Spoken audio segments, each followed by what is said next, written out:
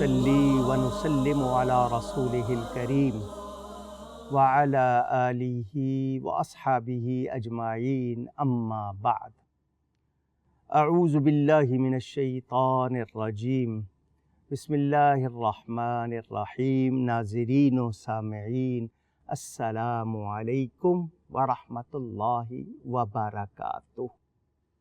قیامت سے پہلے یہ ایک پروگرام ترتیب کیوں دیا گیا؟ کورونا وائرس سے بہت سے لوگوں کو جستجو تھی کہ کیا یہ قیامت کی نشانی ہے؟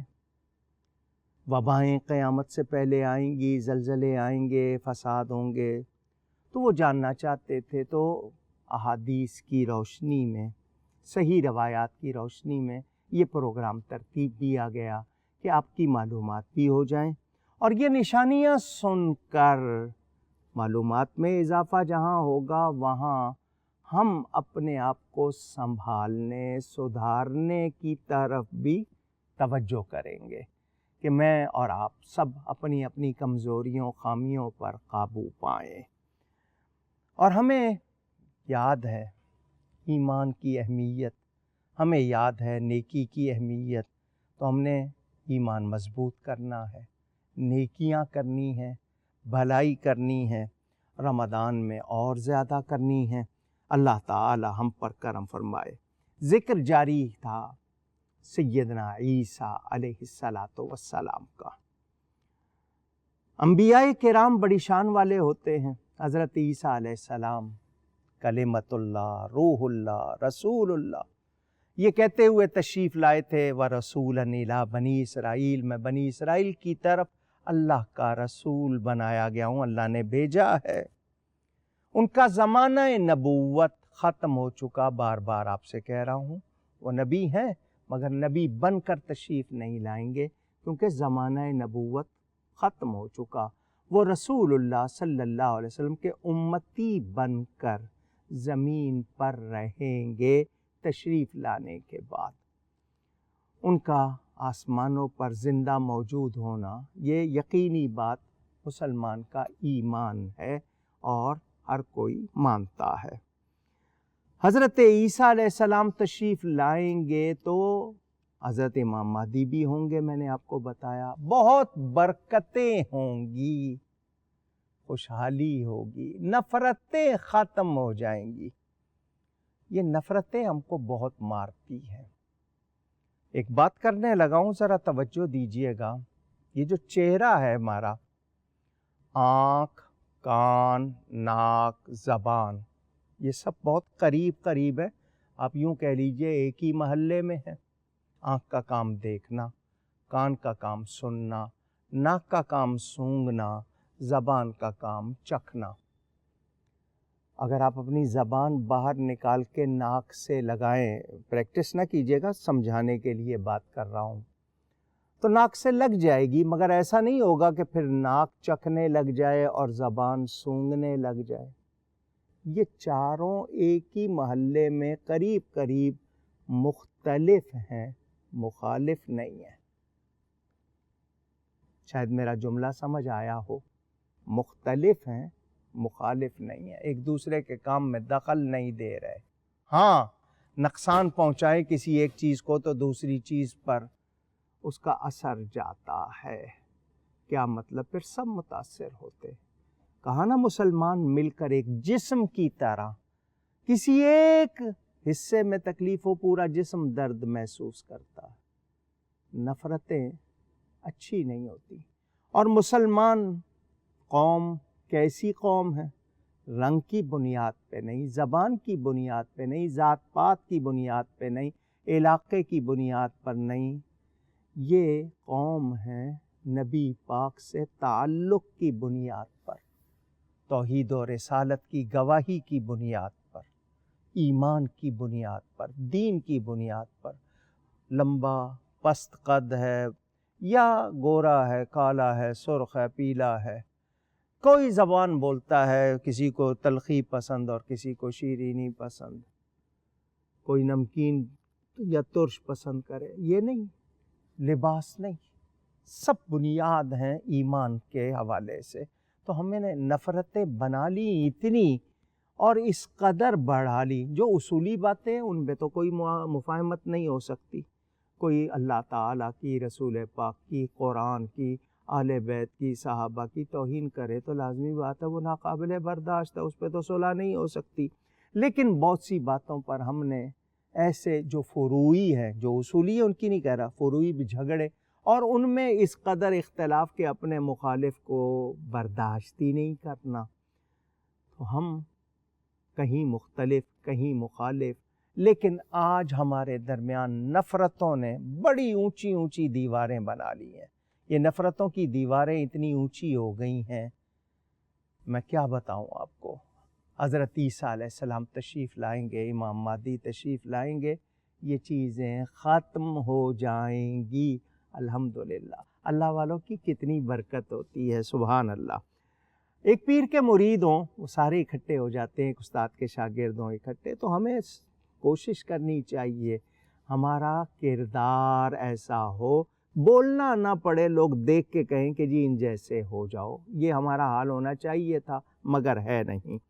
حضرت عیسیٰ علیہ السلام جب تشریف لائیں گے، مسجد سے باہر نکلیں گے، آپ نہایت وقار اور سکون کے ساتھ چلیں گے. آپ کے لیے زمین سمٹتی جائے گی، آپ کی سانس جہاں تک جائے گی کافر مریں گے. آپ کی سانس، آپ کی نگاہ پہنچنے کی جگہ تک ہے. آپ کی نگاہ لوگوں کے قلعوں اور بستیوں تک پہنچتی ہوگی، یہاں تک کہ آپ بیت المقدس میں تشریف لائیں گے. صدر دروازہ، مین گیٹ جو ہے وہ لاک ہوگا، مقفل ہوگا، جسے دجال نے بند کر کے رکھا ہوگا. آپ صبح کی نماز کے وقت بیت المقدس پہنچیں گے اور یاجوج اور ماجوج آپ کی دعا سے ہلاک ہوں گے اور آپ دجال کو قتل کریں گے. اس کا لشکر کتنا ہوگا؟ جدہ جو پورٹ ہے سعودی عرب میں، وہاں سے لے کر کعبے تک جاتے ہیں نا، تو حدود حرم جہاں تک شروع ہوتی ہے وہ 9 میل ہے، اس سے پہلے تک اس کا لشکر ہوگا. یعنی اندر حدود حرم میں نہیں آئیں گے. پھر احد کے پار اس کا لشکر ہوگا. اتنے بڑے لشکر کو یہ لے کے جب جمع ہوگا تو وہاں سے اس کو بھاگنا پڑے گا. زمین پھٹے گی، دھسا دیے جائیں گے، یہ بھاگے گا. حضرت عیسیٰ علیہ السلام اس دجال کو قتل کریں گے. کتنی برکت ہوگی، کتنا بڑا وہ دشمن، کتنا شدید وہ فتنہ دجال. نجات کیسے ملے گی؟ اللہ کے ایک پیارے بندے کے ذریعے. اللہ والے بڑی شان والے ہیں. میں یہاں دجال کا ذکر ختم کرنے کے بعد آپ کو اب ذکر سناؤں گا. اس سے آگے ام المعارک کا بھی میں نے ذکر کیا. اب میں نے ذکر کرنا ہے یاجوج اور ماجوج کا. لیکن اس سے پہلے آپ سے ایک دو باتیں. میں نے آپ کو یہ بھی بتایا کہ حضرت امام مہدی کے تشریف لانے کے بعد، حضرت عیسیٰ کی ان کے نزول کے بعد امن ہو جائے گا. اس کا مطلب یہ کہ یہ جو فساد ہے، خرابی ہے، یہ اللہ والوں کے نہ ہونے کی وجہ سے یا ہمارے اعمال کے ہم اللہ والوں کے ساتھ وابستہ نہیں ہو رہے، ان کا کہنا نہیں مان رہے. اثر کب ہوتا ہے؟ کیسے ہوتا ہے؟ لازمی بات ہے عطائے الہی ہوگی، کرم ہوگا. ہدایت دینے والے یہ ہیں، اللہ نے جس کے لیے ہدایت لکھی ہے اسی کو یہ پہنچائیں گے نا. ہاں یہ اللہ کی بارگاہ میں اگر کہیں اللہ ان کی بات رکھتا ہے. نبی پاک صلی اللہ علیہ وسلم نے حضرت عمر کو مانگا، حضور صلی اللہ علیہ وسلم نے ان کے لیے مانگا، ملا. تو یہ یاد رہے کہ اللہ والوں سے تعلق ہمارے لیے دنیا و آخرت میں فائدہ مند. ایک بات. دوسری بات یہ کہ حکومت کے قوانین آپ پر لاگو ہوتے ہیں مگر آپ چھپ کر کریں، حکومت دیکھ نہیں سکتی.